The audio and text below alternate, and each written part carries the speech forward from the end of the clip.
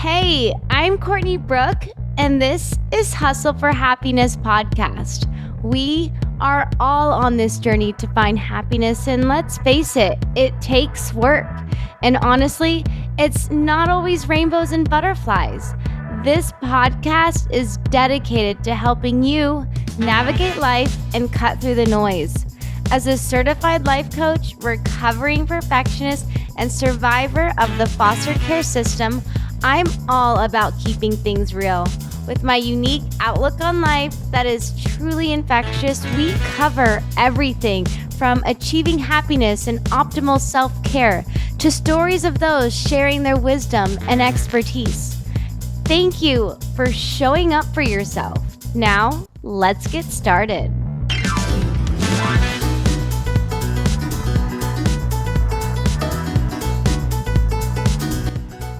Hello, everyone, and welcome back to another episode of the Hustle for Happiness podcast. Today, we're diving into a topic that is really close to all of us and connects, I think, with so many of us. And there was even just a movie out about it, and it's about the topic anxiety, right? And so many of us deal with that. But before we start, I just want to make something so clear. I have nothing against taking medicine for anxiety or treating it. And I want to be clear that there are so many tools out there for us to deal with anxiety. And it's not just about medicine. And so that's what this episode is really about. I just want to provide another tool for us to use when we're feeling anxious, overwhelmed, just not in our 100% feeling, right? And I just want to go over that specifically right up front, that there is nothing wrong with medication, right? And in today's episode, my goal is to offer you more tools and strategies to add to your toolbox, so to speak. So if you're feeling like you experience anxiety or just find yourself using that term a little bit more, or if you have a friend that has anxiety and uses that term a lot, I highly encourage you to share this episode with them, to provide them with something else to help them.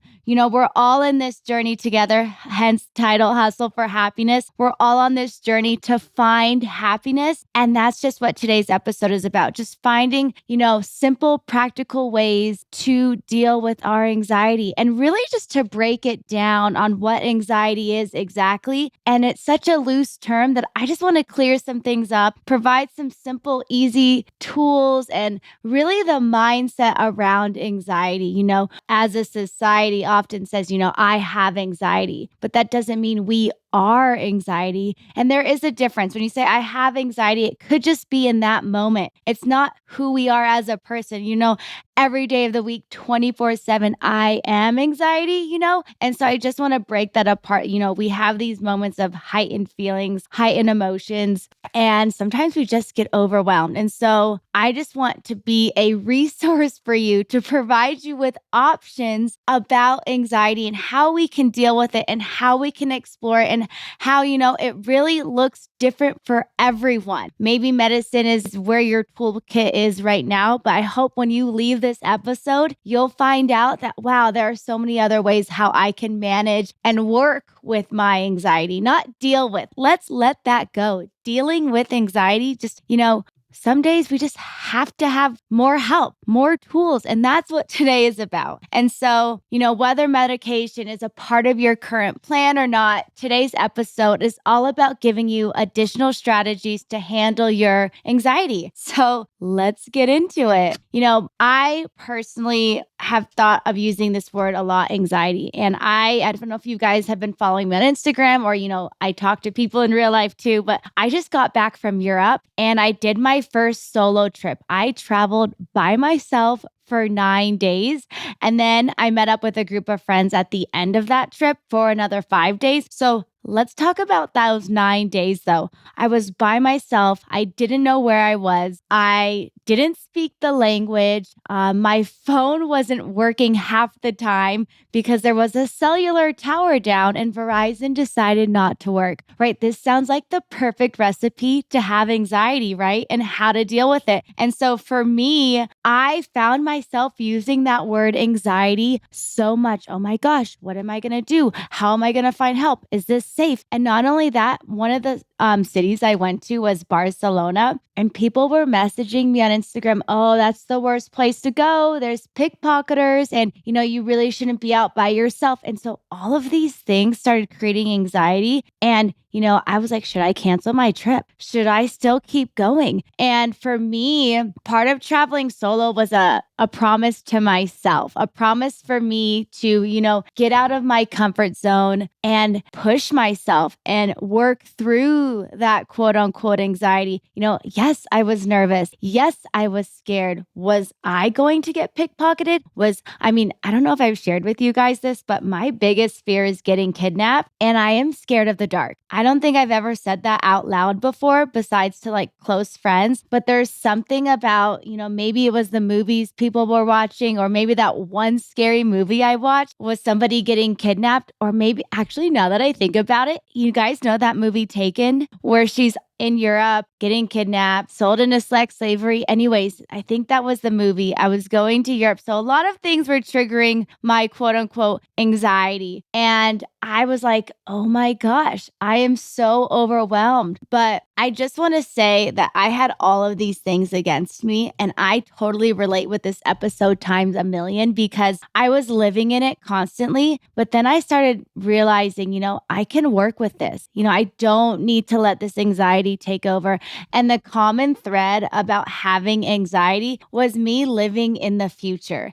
And so I just want to break down, what is anxiety? It's simply living in the future and not in that present moment. A lot of the time when I was on my trip and I would notice the anxiety coming in was me thinking about the what if scenarios, or how am I going to do it? Or, could this go wrong? Or how am I going to make this work? Right. And so for me, I really realized that anxiety was living in the future, not in that present. So one thing I really found was, my anxiety is coming from thinking ahead, and I didn't want to live that way. So I really, really got present with myself when I was traveling solo. I was really present, and I had to come back to that present moment over and over and over. Gosh, that was hard. But so it was such a good exercise though for me, because now that I think about it, when I'm even at home, my anxiety comes from, oh, am I going to be able to get this project done? Am I going to miss this meeting because I'm late? Like, a lot of our thoughts, and if you're sitting there and listening to this, next time you find yourself feeling anxious, just be like, am I living in the future right now? Like, what can I do to come back to that present moment? Anxiety really is just simply like, think of anxiety as a loud alarm going off in your head, even if there's nothing really dangerous around. It's when your mind gets worried about things in the future, right? So like for me is, am I going to get mugged? Am I going to get kidnapped? My phone doesn't work. How am I going to navigate Europe by myself, right? I'm living in that future moment. And it can often feel like maybe your heart's racing, your stomach hurts. Like I often get stomach aches or headache, right? So it's breaking down and seeing what the anxiety also feels like, right? So it's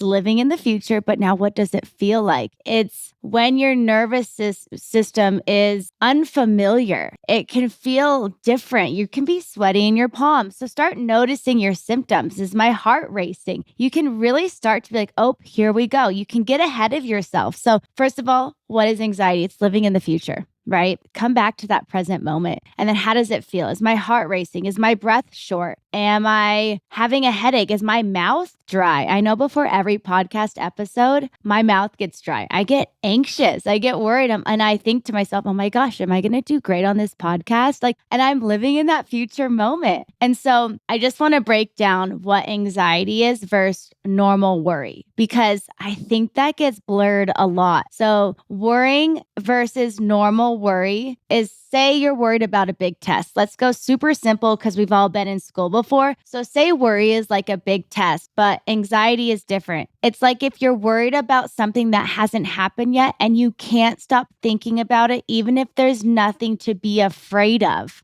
Right. So anxiety doesn't really make sense. Like you could be worried, for instance, say your mother has cancer. Let's go extreme. I never wish cancer upon anyone, by the way. But say your mom has cancer. Of course, you're going to be worried that if she's going to make it or not. Like that's logical. A plus B equals C is worry. Like you can worry. But anxiety doesn't really make sense.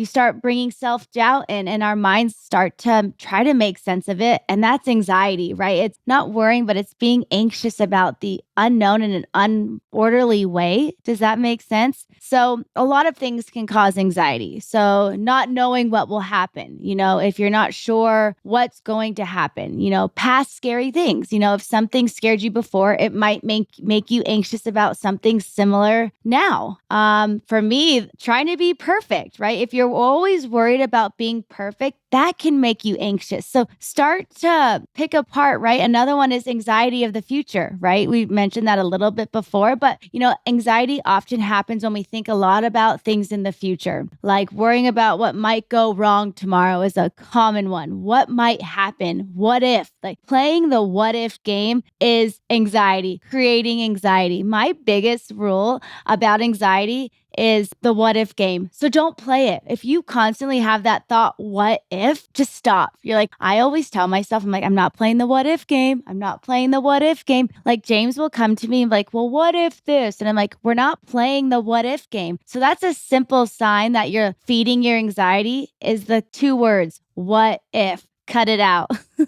But seriously. And that is a simple one. Keep it simple, right? Am I living in the future? Am I trying to be perfect? Am I scared about something from my past that has scared me before and I'm projecting it to happen again? It's subtle, but it's big. And so again, this podcast episode is how to burn off anxiety. So right now I'm just giving you the background about anxiety, what it looks like, what it feels like, how we can confuse it maybe with worrying, right? So I'm setting us up for how to burn off anxiety. Anxiety does affect a lot of us, and I don't want to just count that. There are so many different levels of anxiety, and I really want this to be a tool, right? I want us to be educated. I want us to be known about anxiety because it's such a term used, such as ADHD, OCD. There are so many different terms that are being classified now, and I'm not trying to discount it. I'm not trying to discount your anxiety, but I want you to know that a lot of us, it inhibits how we enjoy doing things, or it makes us want to stay away from things we're scared of. Understanding this will help us see why it's important for us to find better ways to feel better, right? So now that we know what anxiety is and how it feels, we can talk about some fun and easy ways to help calm the alarm in our head. So let's get ready for some tips. I put together 5 ways. When I was on this solo trip, I really took the time to really identify my own anxieties and put this into words. I also am a mindset coach for those of you just tuning into this episode for the first time or have been following the journey. I work with clients that have a lot of anxiety, and we've have several different types of anxiety. Not all of it looks the same, I just want to say. So as we're going through these tips, or anything that relates to, pick and choose what works for you, because it's not a one size fits all. It's not, oh, I have to do all of this or none of it. It's find something that works for you. Or maybe if you haven't tried before, try it, work through it. Try something for 21 days. Don't give up on yourself though. That's all. I'm just creating another one. You might already have medicine in your toolkit, for instance. These 5 tips are maybe 5 new tools. That's all I'm saying. It's a holistic approach. So now let's just dive into some practical tools to help you manage and burn off your anxiety. They're like firefighting tools that help you control and redirect that inner fire, that inner blaze. That's all. All right. So first one that I came up with was just creative expression. Channel your anxiety into creativity, whether it's painting, writing, dancing, singing, playing an instrument. Creative expression is such a powerful way to release and process anxiety. I had so much anxiety at Q2 at the beginning. I just was finding myself restless. I was going to therapy. I was seeing my life coach, and I just couldn't find something that would help me release my anxiety. And I didn't think I needed medication. So I was like, what are some other ways? And so I just started exploring. And I really found that when I was in college, I used to paint. I really wanted to be an art major so bad. I loved art. And so I was like, you know what? I'm going to get grounded. I'm going to put myself on house arrest. If you guys don't know, we travel a lot in our life nonstop. And that was beating up on me. And so for the first and foremost, I needed to get grounded because I was like, that was firing off my anxiety. But 2, I was like, how can I release this anxiety in a healthy way, not go out for a drink, not take medicine, not take any stimulants. I really wanted to express myself creatively. And I remember in college how I used to love painting, and it used to just make me feel so, so good. And so I would paint. And so this in Q2, I signed up for an art class. I was like, I'm going to do an in-person art class, one to keep me in one spot for 8 weeks. That was the longest I've been in one spot, you guys. I stayed in Chicago for 8 weeks. I mean, don't get me wrong. We did like day trips or we would fly for the weekend, but my class was on Friday. So we would have to leave Saturday and come back Sunday or Monday before work. And I did watercolor. I did an intro class. It was acrylic, watercolor, and oil. I really liked watercolor. And I'll tell you why. Listen up. I really liked watercolor because I found that I loved control in my life. I like to control everything. I like to plan. I like to know what's going to happen. Guys, I can't even watch like a slightly scary movie without Wikipediaing the end of the movie because I want to know what's going on. That's how much control I needed. And so I was like, watercolor, if you guys have ever done watercolor, you can't control it. You really just have to let the paint take over. And so for me, I was like, this is a symbolism. I need to let go of my control. I need to practice this emotional expression of just letting go and being okay with it. Foster care and being an orphan and not adopted till 9. And even after I was adopted, I was still working through control. My mom told me it took us 2 years for her to convince me that I wasn't being sent back into another home. And so I've learned that control was my coping mechanism. Control meant to me that I was safe. And so this creative expression of me doing art on top of watercolor, on top of being grounded in one spot, really allowed me to work on my anxiety. And I got to the root of it. And so I'm a huge advocate. I found that when I was painting, I let go. I wasn't thinking. I had to show courage. I was like, I don't know what this is going to look like. I had to be okay with not knowing. And then it turned into like, wow, this feels so good.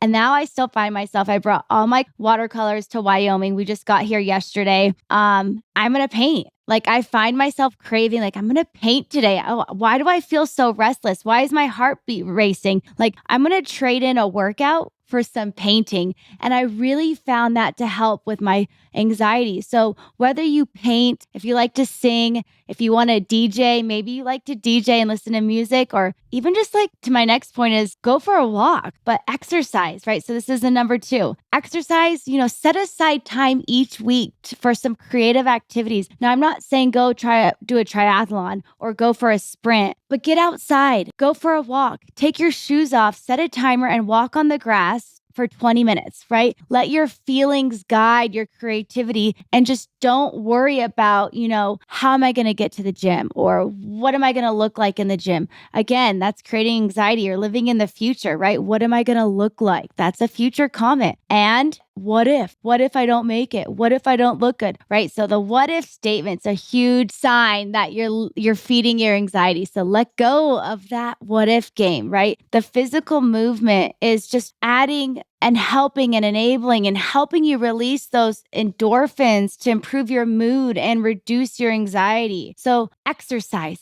I am huge on exercise. I find that if I don't really want to paint or I don't have time to paint or if I'm on the road or, I just feel like, a simple one is easily pissed off or triggered, like get out there and move your body, set a timer and go. I like to get up first thing in the morning. I know that if the day gets ahead of me, that's fine. But I schedule in my calendar the exercise. Like consistent exercise keeps you consistently without anxiety. So stay consistent with your movement. And you can go sit in a sauna. Like I love sitting in a sauna. Like I'm not saying go lift weights. You don't have to have a trainer. Don't overthink it. Just try to exercise, stretch, yoga, meditate, right? Find an activity. Like I'm so big on this. Find an activity that you thoroughly enjoy. That makes your heart sing. I just saw as I was scrolling my Instagram feed today, this girl said she's been so happy and grateful that she took up a dance class. Like she's releasing herself, like she's releasing her stress and anxiety through dancing. And she openly shared her journey. Like there are so many outlets for you. It could be even just doing jumping jacks, right? Or putting on I love driving and listening to music. I know that's not exercise, but find something that would be more creative expression. So find something you love. I'm not saying you have to do all of these things at once. Again, there's 5 different ways. You can couple them together. You can pick and choose throughout your week, depending on how much time you have. Pick and choose, make it your own. So the next one is going to be grounding techniques. The grounding techniques help you stay connected to the present moment, reducing the intensity of anxiety. It's like a fire extinguisher to the flames, right? It can help control. So grounding techniques are so big. You can use the 5-4-3-2-1 exercise. This is one of my favorite things. It's 5 things you can see, 4 things you can touch, 3 things you can hear, 2 things you can smell, and 1 thing you can taste. So pretty much your 5 senses. So 5-4-3-2-1. I'll put this in the show notes so you guys can refer to this because I know we're going over a lot in such a short period of time. We're already halfway through the episode. So 5-4-3-2-1 exercise. I love using the Calm app. I'm a big meditator and I love how they check off each day of the week to see how many times you can get your meditation done. I personally think meditation, if you don't want to do the 5-4-3-2-1 or just sensory grounding, right? Use textures, smells, or sounds to bring you back to the present moment. So I can smell James cooking in the kitchen right now. And I just sit there and breathe it in. Hey, amazing listeners, it's Courtney Brooke here with just a little favor to ask and a reward that you won't want to miss. Did you know that you could get a free copy of The Daily Stoic just by helping us out? Yep, it's true. And here's how you can get this awesome book. 1, leave a review. Head to your podcast app and tell us what you think of the Hustle for Happiness podcast. Yes, we're asking your opinions, but don't worry, we can handle it. 2, rate the podcast. Give us a rating, 5 stars if you're feeling generous, and 1 star if you're feeling just a little rebellious. 2, share and tag. Post a screenshot of your review on social media and tag Hustle for Happiness podcast so we can see that you're awesome. But seriously, that's all you have to do though to get to Daily Stoic on me. Why? Because I love this book and I know you will too. Plus, your support helps us reach even more amazing people like you. So get to it, go leave that review, slap on that rating, and share it with the world for your free book. And also, thanks for being the best listeners. Now, let's get back to the episode. All right, so we got the 5-4-3-2-1 exercise, the sensory grounding exercise, which is super similar if you guys don't want to remember like the order of the 5-4-3-2-1. Do your sensory exercise, or the last one I like to do is just download a meditation app or go onto YouTube. I have a Wim Hof app that I love to use. So easy. I'll put Wim Hof's link down below too, because I just need something easy and accessible. I don't want to overthink it. I don't really want to remember. Like there's so many different meditations out there. We can often just be like overwhelmed, but grounding techniques are so big, right? You don't need to go to the gym. You don't need to go anywhere. You don't need medication, but you allow yourself to just get back to you. And I personally love Wim Hof's method because you can put your phone away, sit in darkness. It's only 11 minutes and it goes by super fast. And I actually love doing that one because it's on the go. I have it saved to my YouTube playlist and I just go straight on. I found that, there's different types of techniques like box breathing and different things like that. But I feel like anxiety is such a big deal. Like we get in our head, we get in our thoughts, and sometimes we're like, I am so overwhelmed. I just need to get it fixed right away. And that's kind of, I want to encourage you guys to get past that mentality and say, I want to work through this, right? I don't want to just get it done. Like when we take a pill, it's quick, it's fast, it gets taken care of right away. But I really want to encourage you guys to get to the bottom of your anxiety. Where are these thoughts coming from? Why am I thinking this? Right? If we can get control of our mindset, we can gain control of anything. And so for me, the grounding practice is often the one that gets overlooked the most because it's not this instant gratification, right? Exercise, you're releasing, you're staying busy, creative processing, painting, singing, you're releasing, right? Grounding practice is another way, but it takes a little more time. But I love this one because we're working through our emotions. We're allowing ourselves to feel, we're allowing ourselves to see ourselves without judgment. So when you're in anxiety, don't judge yourself. Please don't beat yourself up. But these sensory grounding techniques, bring you back to the present moment. That's why when you touch your chair, you smell, you see what's around you, you put your feet on the floor, it brings you really back to that present moment, which a lot of these other techniques don't do. Again, this is just another tool for you to use to try to work through. I personally think that the grounding exercises, the grounding techniques allow us to feel without covering up. But it's a difficult one, but it's not hard. It's not impossible, but just I want to put that at the forefront of your brain. You can work through your anxiety. Remember, it's not a permanent feeling, right? We come back to that present moment. We identify as something from my past that is scaring me right now. Are we playing the what if game, right? So work with yourself, talk with yourself, be there to support yourself. All right, gratitude practice. Number 4, gratitude is like adding a protective layer to your inner fire. Focusing on what you're thankful for can shift your mindset away from anxiety towards positive aspects of your life. So gratitude, what does that look like? What am I thankful for? You can keep a gratitude journal and write down 3 things you're grateful for each day. I love the 3-minute journal routine that I do every morning, and it's 3 simple questions. What will I focus on today? What will I let go of today? And what am I grateful for? And I spend a minute each on those questions, and it really allows me to release anxiety, set an intention for my day, and to bring gratitude into my practice. I have found that gratitude really keeps me, again, to this present moment, brings me back to what I'm really, really grateful for, right? And then reflect on the positive aspects whenever you feel anxiety coming in. So if you feel like you're anxious, a quick one you can do is practice gratitude. What am I grateful for? What do I want to focus on today? And what will I let go? So that 3-minute journal routine has saved my anxiousness so many times. And I actually do it in the morning. My favorite question is actually, what will I focus on today? I want to focus on being present. I want to focus on X, Y, and Z. But doing that every morning, 3 minutes, please tell me it'll change your life. Actually, personally, DM me. I'm curious to see how it would help you. Okay. Last one is just mindfulness adventures. It's about taking a journey into the present moment. It's like finding a new path through the forest of anxiety. So what does that mean, or what are some ideas? Take a mindful walk in nature. Focus on the things you see around you, like how green the leaves are, or maybe a squirrel running up the tree, or the texture of the bark. Like really zoom in on everything in your walk. Focus on the details, right? Get outside and take your shoes off. If you don't have a forest, take your shoes off and walk and feel the grass. Maybe you accidentally stepped in mud. I hope not dog poop. But seriously, like get outside and just reconnect with nature is such a huge one.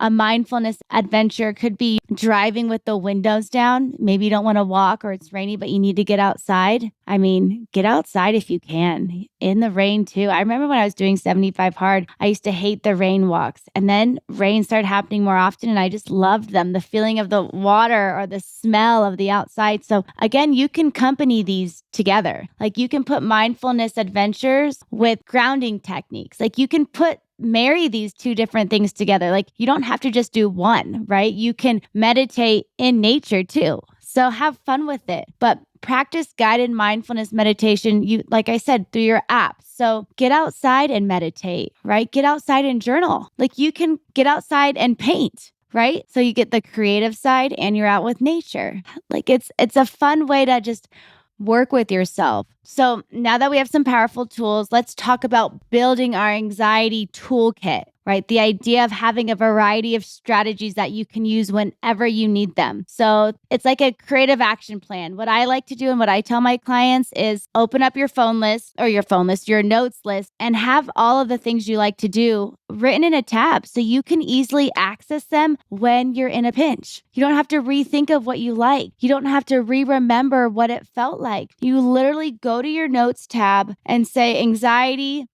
burning off anxiety tab, right? Or your anxiety toolkit. Label it whatever you want. Have fun with it. But write down your list and look and say, oh my gosh, I should paint today. Or, oh, walk with nature. Or get grounded with my shoes off. Or put together a playlist. If you know you love dancing, go to Spotify and create that playlist. Like for me, I have a playlist called Sing It Out Loud. And it's Celine Dion, Shania Twain, Destiny's Child, Christina Aguilera. Like my 90s jams, I probably just aged myself. cool. But I have a playlist that when I am feeling down and I need to pump myself up, it is ready to go. There is no time wasted. I'm not letting this anxiety creep in. Absolutely not. I am setting myself up for success. So create that playlist. Put your toolkit list together on your notes tab. Schedule in time for yourself before the anxiety even creeps in. Get ahead of yourself. If you know that by Friday your anxiety creeps in, maybe by Wednesday you should have some planned activities for yourself. Yoga, beach walk, forest walk, grounding. Like, schedule your time for yourself. Get ahead of yourself, because anxiety can creep in at any point. But when we're grounded, when we're ready to go, when we have our toolkit ready, anxiety ain't got nothing on us. But seriously, anxiety is short, temporary. Come back to the present moment. This is your toolkit. This is your go-to set of strategies and practices that you can rely on whenever anxiety starts to creep in, take over, build up, or, you just didn't see it coming. You leave a party or you leave the airport or something unexpected happens where it just leaves you super anxious. Boom, you got your toolkit ready. So how do we build our toolkit? Take some time to assess what you like. What types of activities resonate with you? Do you prefer physical activities, creative outlets, mindfulness practices? Understand what you like. Don't copy the girl on Instagram, or don't do something that you're like, I don't like it, but someone told me to do it. Explore, have fun, create something that you personally like, right? It's simple. Don't copy people what they're doing. You can get ideas from people, but don't judge yourself if it doesn't work for you. Like, I have a friend that hates yoga, absolutely hates yoga. Me, I love yoga, but I don't judge myself because she hates yoga and I do, right? There's no correlation. Create a routine. Be consistent with yourself. The key is, when it comes to managing anxiety, is be consistent and develop a routine with your techniques that work best. So after you've assessed your needs, get in a routine. I feel anxious every time I leave my mother's house. Perfect. What's your routine when you leave? Don't just sit in your anxiety. I mean, you can, probably wouldn't help, but get a routine. If you find activities or things of work or just things that set you off, get into a routine on how you're going to help yourself. Remember, you have a choice to get out of your anxiety too. Get ahead of it. Be consistent. Choose a few techniques that we talked about today and schedule them into your daily or weekly routine, and be consistent. Treat all things in your calendar as an equal, non-negotiable, and stay ahead of yourself. You might start, for baby steps, is just start with a few minutes of mindfulness activities, right? Every morning you're going to wake up and get grounded by walking barefoot on the grass. I didn't say this has to be an hour. 2 minutes, set a timer. Okay, then I'm going to do my 3-minute journal routine, and then I'm going to drink a glass of water. Boom. Get ahead of it. Work with yourself. It's not going to be easy at first. Of course, there's an adjustment phase. I'm not saying that. These, again, are tools. No excuses, you guys. I'm so here for you. I don't want you to think you just need medication, or just, I can't wait for happy hour. I just can't wait for that drink. Yes, those are all, we got this. We can burn off anxiety together. We are so in this. And then customize your toolkit. So you've assessed what you like. You're getting consistent with it. You've put together a list of what you like. Now customize it. Keep art supplies if you like to draw or paint.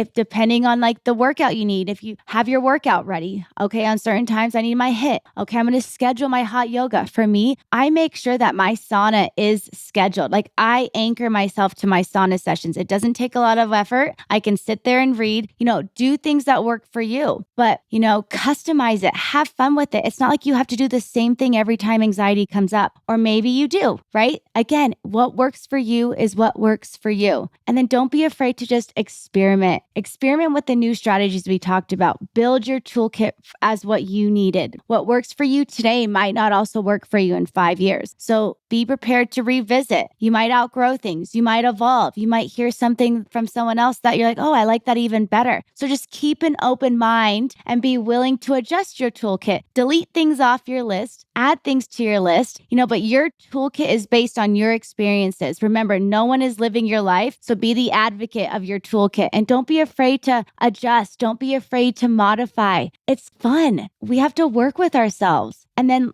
lastly is just have some self-compassion, you guys. Life is already hard. We don't need to make it harder on ourselves. Self-compassion is the biggest thing we can do for our toolkits and our toolkit journey is just being okay to have ups and downs along the way. Be kind to yourself and recognize that managing anxiety is a process that takes time and effort. And I mean that it does take time. That anxiety has built up over time, so you got to give yourself time to let it go. I want you to celebrate your successes, no matter how big or small, and be patient with yourself when trying these new strategies. Again, I know I sound like a broken record player, but we're all different and you gotta find what works best for you. I just gave you guys some ideas, but maybe Google some key terms that I've talked about today and explore, have fun with it. Let me know what works for you. I love hearing from you guys on techniques. But don't be afraid to refine it. Don't be afraid to delete things. Don't be afraid if something doesn't work, you can adjust it. You are not stuck, right? You have to find what keeps you grounded and calm. Life throws things at us, but that doesn't mean we can't handle it. It's all about finding the right mix of strategies that work for you and bringing them into your life. We're not alone. We're not hopeless or helpless. We're not stuck. Even though it might feel like we are, but we're not. I'm going to remind you of that. We are not stuck. Our anxiety does not define us. So as we wrap up today's episode, remember that managing anxiety is all about finding what works best for you. Medication is a valid and important tool, but these additional techniques can help you navigate and transform those feelings of unease. So I want you to embrace and explore these methods we talked about today. You're not only adding tools to your toolbox, but you're also empowering yourself to handle anxiety. You are empowering yourself that you can do this. You don't need to rely on just medication, right? You are empowering yourself through creativity and building your confidence. So thank you guys, for joining me on this episode of Burning Off Anxiety. If you found this episode helpful, please subscribe, leave a review, and share it with someone who might benefit from these tips. Until next time, keep hustling for your happiness. I hope today's episode left you better than when I found you. Make sure you hit the subscribe button and tune in every Monday to kickstart your week and set your weekly intentions with me. You can find me and HFH on YouTube, Instagram, and TikTok, or online at heycourtneybrooke.com. I firmly believe in the power of sharing. If you know someone else who would benefit from this podcast, please share it with them. And remember, when you work on you, I get to be there.